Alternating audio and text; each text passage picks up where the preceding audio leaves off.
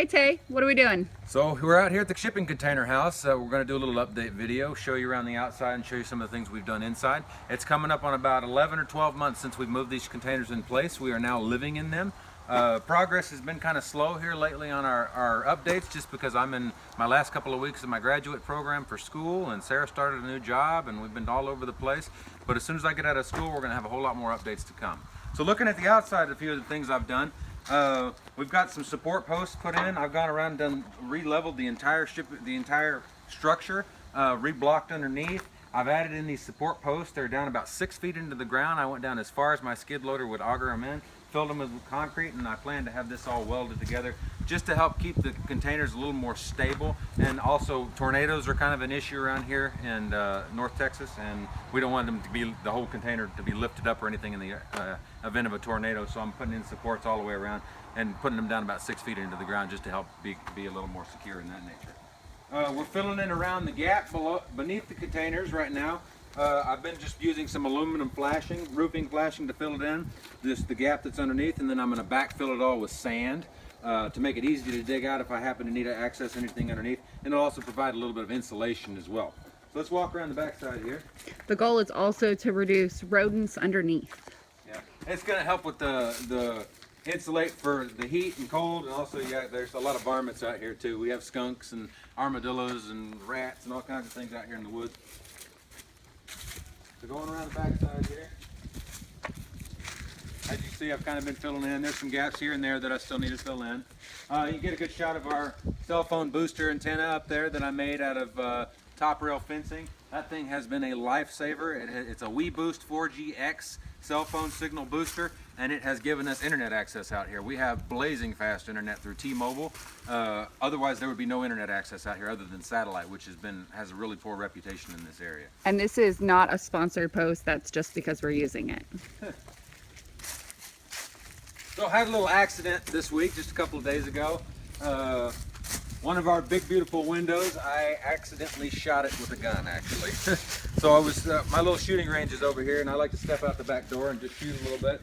And I was testing out some new 308 ammunition that I got, and it actually ricocheted off of one of the steel plate over there, came back and hit the house. So I'm glad it didn't hit me, and we're going to be changing up our shooting range a little bit so this doesn't happen again in the future. And I'll be looking to either have that window repaired or replaced, and that's going to be an expensive endeavor.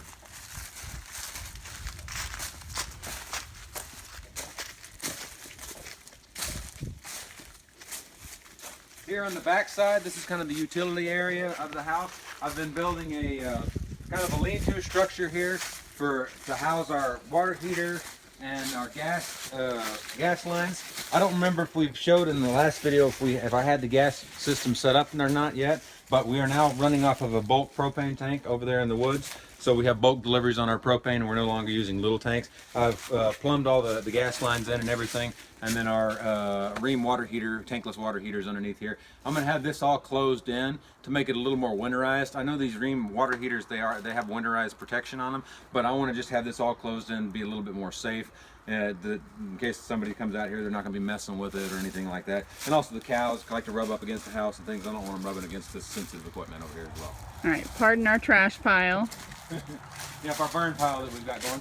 Here's the outside of the compost chute.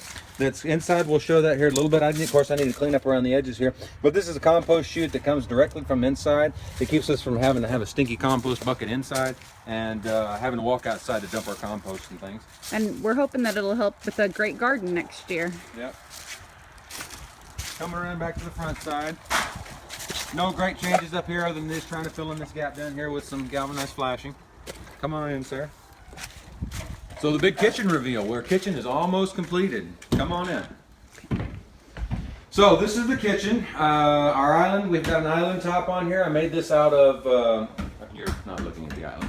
So I made this island out of red oak flooring that we had left over from my parents did a remodel a couple of years ago, and these were actual individual unsanded, unfinished boards. We stained them 3 different colors. I believe it was Early American, mahogany, and walnut. And I stained the boards individually separately, and then put them all together, nailed them down to a plywood. base, and then we shellacked over it. I plan on going over this with an epoxy resin, which I got real cheap as well, to give it a nice glass, smooth, durable finish as well. Let's take a look around the countertops here. Our concrete countertops are all in, complete now. It's been a real heck of an endeavor to do these concrete countertops, but I'm pretty pleased with them. Sarah doesn't like them a whole lot, but they're going to do very nicely for now. So the reason I don't like them is, and if you guys have any advice on how to help this, any grease, we've sealed them up, but any grease that touches the counter, it saturates it completely, and then you can't clean it up. And so if you have any advice on how to do anything with that, that'd be helpful. Yeah, I have gone over them with sealer several times, concrete countertop sealer. We may have to try something different or other things. I've got all the trim work done, all the plug plates are on, door handles are on. Built this cabinet down here in this corner, it's kind of an awkward corner, but it's real deep. Built that one. Sarah's robot shelf is looking beautiful as usual. We've got the gas system working now for our stove and oven. Vent hood's hooked up. We have water, pot filler. This is filtered water from a triple filtration system. So the pot filler and the ice maker on the fridge are triple filtered. And then we have, of course, our homemade Berkey that we drink our drinking water out of right now. All right, let's see the chute. So compost chute. This is one of the things that I really wanted whenever we built. So this is kind of our main prep area. We do our cutting and our chopping and right here, and our stoves are over here. Our induction cooktop and our gas cooktop. And so I integrated in a compost chute into the countertop so that we can just be cutting, and then we just scoot it right in here. This is I believe it's a 6-inch PVC that goes down in there, or it's a 4-inch PVC that goes in outside of that compost bucket that's outside. And like I said, it keeps us from having to go in and out, and keeps the area a lot cleaner, and we can recycle our compost. It's gasketed as well, so we're not worried about bugs or anything. Yeah, it's gasketed, and it seals up very nicely. Redid the lights, finished painting the ceiling. Let's take a look at the pantry real quick. Oh, and you also notice our commercial vinyl flooring that I put down. We're still iffy on that. There's a couple of tiles that I've messed up, scooting some stuff around that I'll have to end up replacing. But so far, I mean, we think it looks good. But oh, let's see your drawer slides real quick before you go into the pantry. I've replaced all the drawer slides and all the cabinetry throughout here to be soft close. So we've got soft close drawer slides all throughout now. And that was kind of an endeavor to get those all put in as well. I actually used a Craig cabinet drawer slide jig that was very helpful. And again, we're not sponsored by anybody, but the Craig cabinet drawer slide jig it sped me up tremendously on getting these done. So coming to the pantry, we have a functioning pantry now. Sliding door. So these are just some wire shelves that I picked up at an auction, and they fit in here very nicely. But eventually, when I have a little bit more time, I'll be redoing all the shelves in here and putting in custom wood shelves.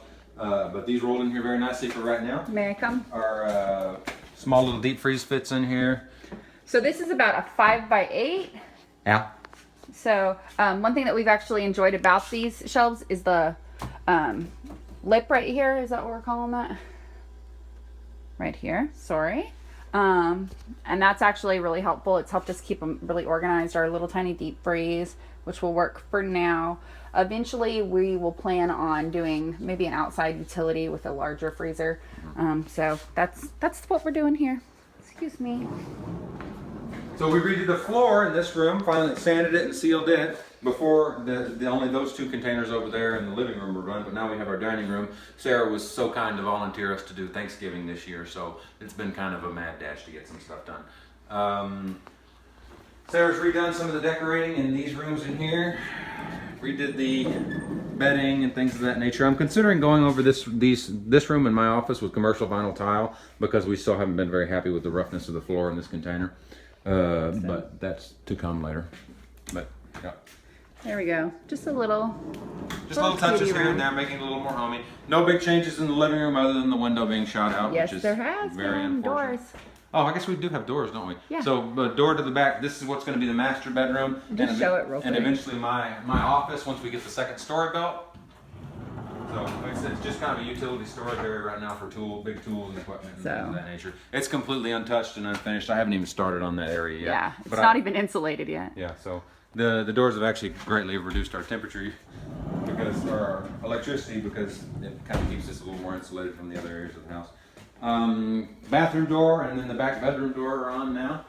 And these are all the same sliders that I've made for all of them throughout. Very cheap, very easy. Garage door sliders and just steel from the steel supply. One thing that we did run into is we did not anticipate the box interfering with the door. Yeah, so this air conditioning box that I've got up here, I ended up having to cut it out so that the door would actually slide all the way over and open completely. And that's just one of the little architectural things that I didn't anticipate when I was building all along. So, but yeah, we're extremely pleased with it. So when the doors are closed, the house feels done until you open them. Until you open a door and see an area that's unfinished.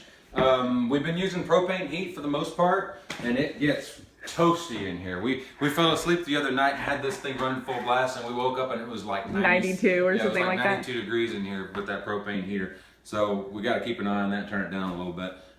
We do have a heat pump in the AC unit that I'm still working on getting the wiring totally correct for that. It's not quite working right, but I'll work on that in due time as well. New dryer? Just a new front loader, just little things here and there. Eventually, we're gonna get the two.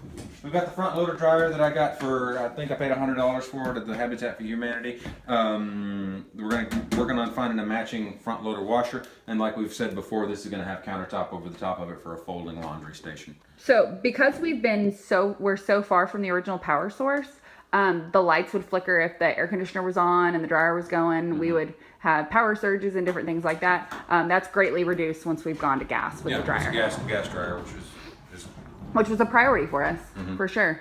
Okay, well that's it. Thank you very much for watching, and we'll have some more updates soon. Thanks. Bye.